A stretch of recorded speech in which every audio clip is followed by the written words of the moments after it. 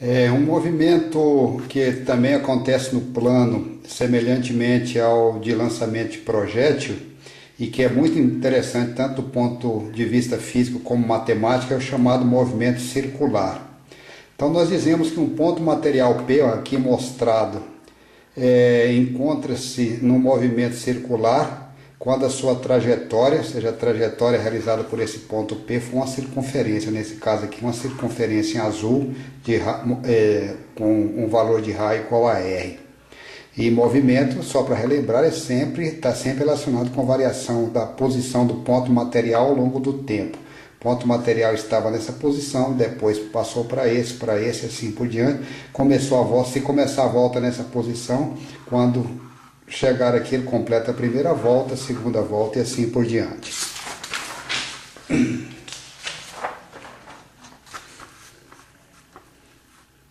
Aqui estamos mostrando novamente uma circunferência em azul, um ponto material em vermelho, a circunferência de raio R, e estamos colocando também aqui o par de eixos coordenados XY.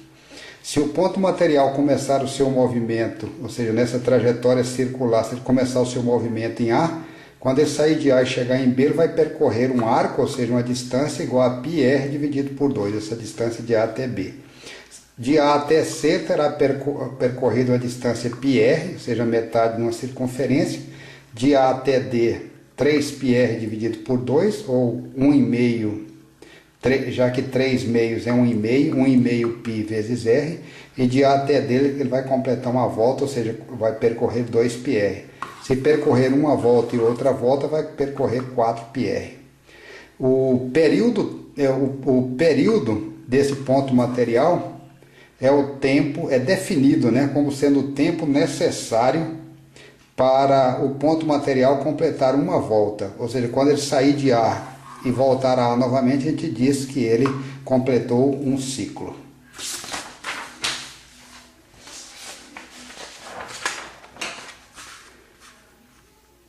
A definição física do período, então, é o tempo gasto para o ponto material completar uma volta ao longo dessa circunferência. No sistema internacional, o período é medido em segundo.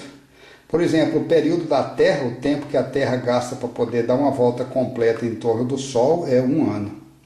Uma outra definição também importante nesse tipo de movimento circular é a definição de frequência. A frequência é definida como sendo o número de voltas completadas em cada unidade de tempo. Então está aqui, a frequência é o número de voltas na unidade de tempo. A frequência é o inverso do período, e no sistema internacional a frequência, enquanto o período é segundo, a frequência é 1 sobre segundo, ou segunda menos 1. É definido o nome de segunda menos 1 ou 1 sobre segundo no sistema internacional é Hertz. Como exemplo, se um ponto material completa 20 voltas em 10 segundos, ou seja, gasta 10 segundos para completar 20 voltas, o período vai ser 10 segundos para completar 20 voltas, ou meio segundo por volta, ou seja, meio segundo por volta, ou meio segundo para poder completar um ciclo. A frequência é o número de voltas na unidade de tempo, ou seja, 20 voltas em 10 segundos está dando 2 voltas a cada segundo, ou seja, 2 ciclos por segundo. No caso que a gente mostrou no vídeo anterior, aquela furadeira girando, é comum também se expressar frequência em rotações por minuto, chamado RPM, mas no sistema internacional a unidade de tempo é o segundo.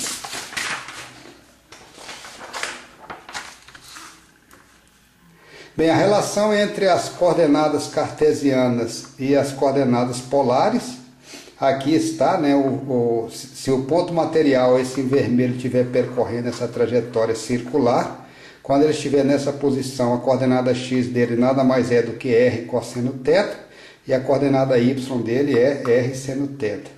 A distância que ele percorre ao longo da circunferência é igual a r vezes o ângulo θ, θ expresso em radiano, e a variação de arco, ou seja, ΔR, é igual a R vezes o Δθ, a variação de ângulo em radiano. No caso da volta completa, a distância percorrida é de 2πr, ou π vezes o diâmetro, já que o diâmetro é igual a 2 vezes o raio. Então essa relação sempre entre o perímetro da circunferência pelo seu diâmetro é o próprio número π.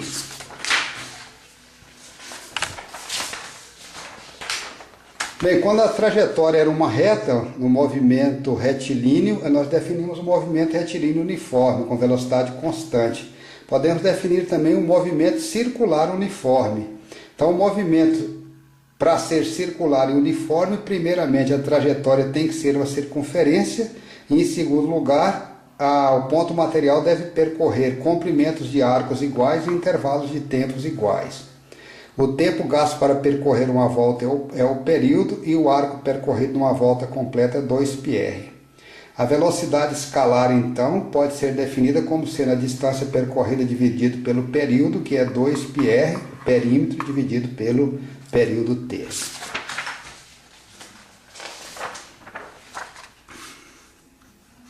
Então, mostrando aqui dois pontos materiais, 1 e 2, o 1 com raio numa trajetória circular de raio R1, o 2 com trajetória circular de raio R2.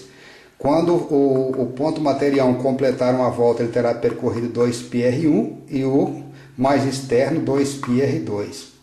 Então, essa velocidade V igual a 2πr sobre t é uma definição, então, se ele estiver girando com rotação constante, isso aqui é um indicador semelhante a uma velocidade linear, né? Ou seja, comprimento dividido por tempo.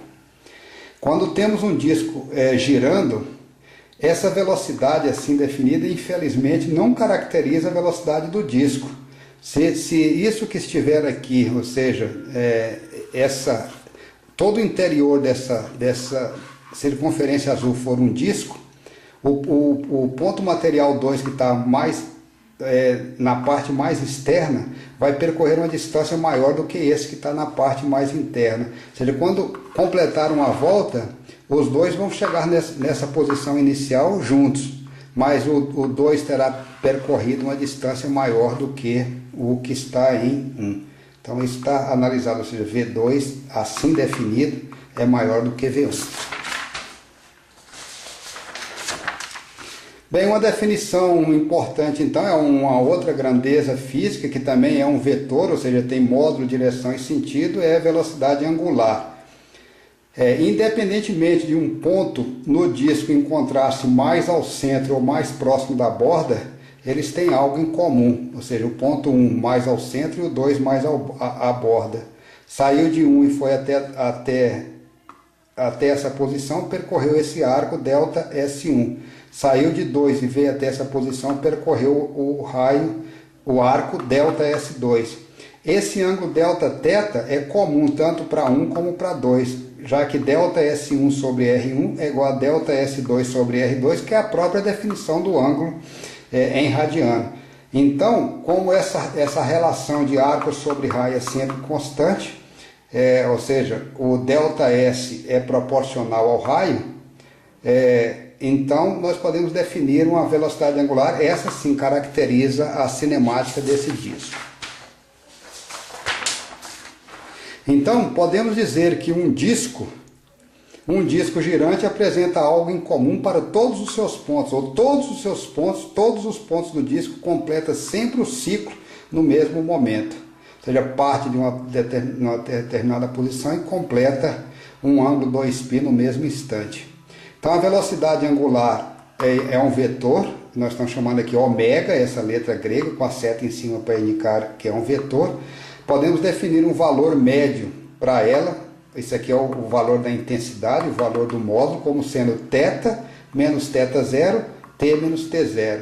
θ no instante t, θ0 no instante t0. Ou Δθ no numerador dividido por ΔT. Se o T0, na hora que nós começamos a girar o disco, o cronômetro estava indicando o valor 0, podemos definir esse ômega m, então, médio, como sendo Δθ dividido por T.